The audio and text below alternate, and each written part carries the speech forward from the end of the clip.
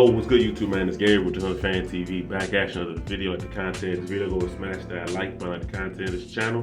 Go and hit subscribe, man. Look, usually on Saturdays we got a game preview, a football game to talk about on Sunday. But since the Ravens played on Thursday, got that W. We're not doing it today, obviously. So the big news coming out of Thursday game is obviously that Ravens superstar tight end Mark Andrews ends up with the cracked fibula and I believe some torn ankle ligaments. Excuse me. That's definitely going to keep him out for the rest of this year. But the good news is it seems like he'll be on track to play. Right from the beginning of next season. Right. So definitely prayers out to Mark Andrews and things like that. Tough situation.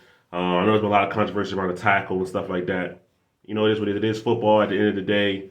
It's an unfortunate situation, right?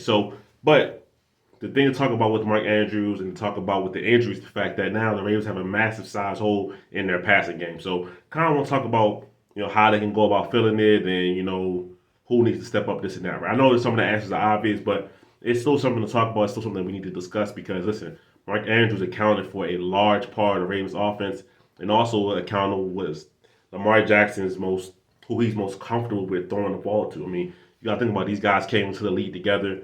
They've been going at it since day one. Like Lamar Jackson said, bread and butter, peanut butter and jelly. That's that kind of relationship that they got. So it is something important to talk about. So on the year so far, Mark Andrews had 45 catches, 544 yards, and 6 touchdowns. Right. So touchdown production is massive. By far the Ravens leader in touchdown catches. The next closest person is Aguilar. He has 3. Odell has 2, and Zay Flowers only has 1. Zay Flowers should have 2. We know he got 1. He got cheated out of 1 in that Bengals game. But so massive production to be replaced right there. Not only just pure raw numbers. Obviously, I think Mark Andrews up there in first down catches and all those kind of things like that. So a very productive player, a guy that draws attention, right? That was able to draw multiple guys guard him, and then on the back end of that, allow guys like Zay Flowers to get more open and guys like that, right? So what needs to happen from this point forward, right? So the Ravens coming into the season obviously leaned into a lot more of 3 wide receiver sets, and obviously that's going to change. Obviously that's not going to change, I have to say. They're still going to do that, but now who's the one tight end is going to be the difference. Now you got 2 guys. You got Isaiah Likely, you got Charlie Kolar, right?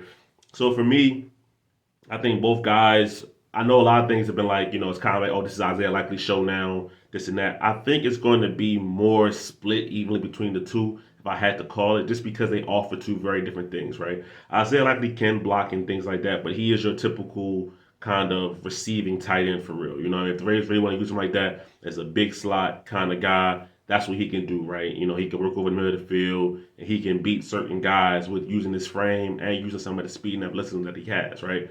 Charlie Kolar is more of a bigger, big body kind of type of tight end, right? So these 2 guys offer different things in the passing game, and I think that the Ravens will be kind of silly just to say, hey, look, we lost one of the best tight ends in the league, so hey, Isaiah Likely, now it's all on you to replace that production, right?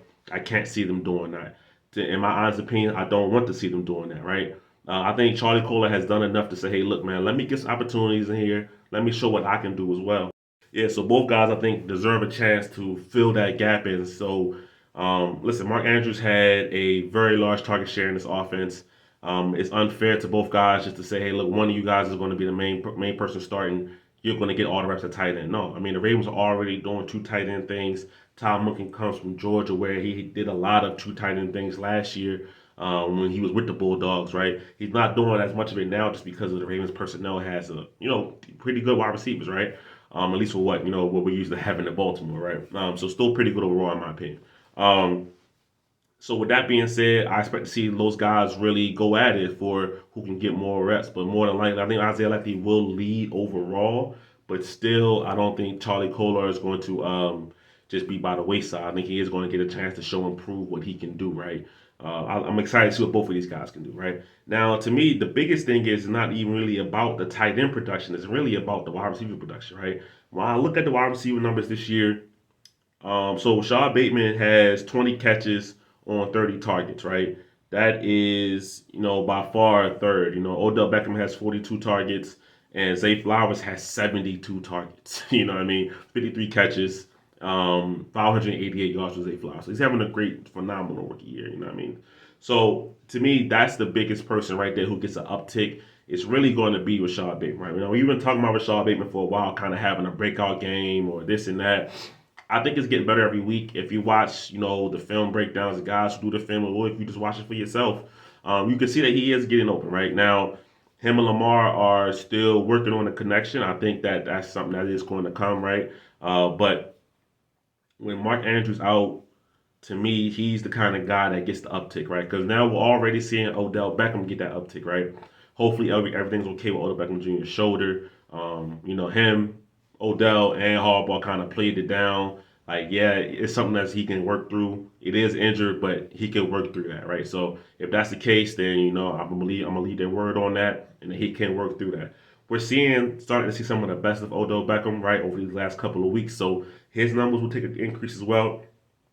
But I think that, just the pure snaps, the pure number of routes run and targets seen will increase for Rashad Bateman, right? Just because losing a guy like Mark Andrews, you're not just going to force feed all those targets that Mark Andrews had to now the backup tight ends, right? Isaiah Likely, Charlie Cole are now also not going to eat all of those targets, right?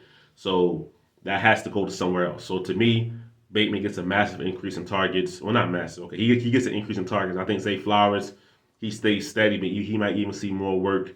So really, it's on Todd Monken to create an offense where you have to be able to get guys open too. You know what I mean? So whether that's bunches, stacks, stuff like that. And the Ravens already do a lot of these things. I saw Dan Orlovsky did a great breakdown on kind of how the ways Ravens get guys open. So it's going to be on the coordinator too to get more creative as well, right? I think in the Bengals game, the Ravens showed that they have receivers that can get open, that can separate. Zay Flowers a couple times. Sean Pittman had a nice touchdown catch. Odell Beckham, as I mentioned, is rounded in the form. So how the Ravens can fill this gap is going to have to be by committee, right?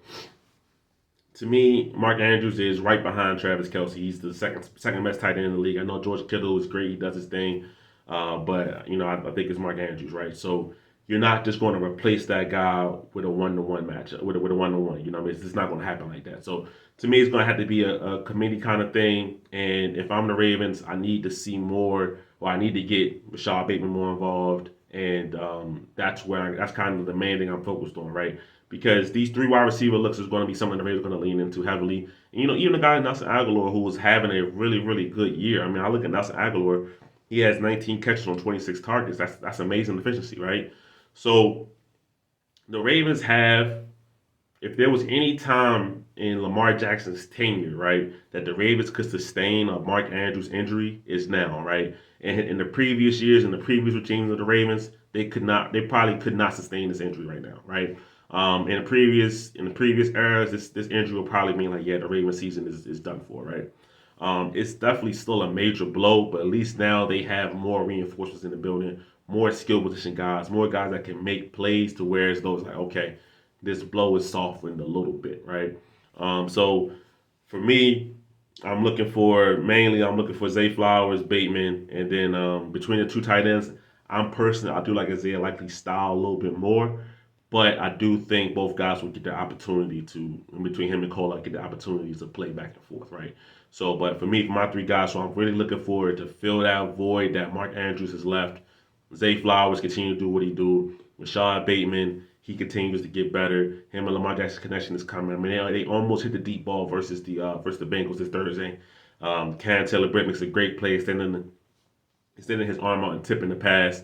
I know some people were saying that Bateman could have stacked the corner there, trying to cut him off, get Lamar Jackson more room to throw it to the sideline. Sometimes it's just good defense, right? You know what I mean? Could Bateman done better? Sure, maybe, but sometimes it really is just good defense. I think that's what it was on that play. So, and then, like I said, third guy, Isaiah Likely, he was already starting to play a little bit more after having his snaps decreased a lot. He was starting to play a little bit more. So I think he'll get more comfortable and show what he can do, right? I still think back to that Tampa Bay game on Thursday night last year when Isaiah Likely had a big, huge game, right? And we were like, okay, this dude can play, right? So, he's not gonna have that every week, but I think that could be a game or two Isaiah Likely gives us a big game. So that's my thoughts on it, man. Give me your thoughts, comments on it, man. Who and how do you see the Ravens filling this void left by Mark Andrews being hurt, man? That's my thoughts on it. It's Gabriel, Fans TV. I'm out.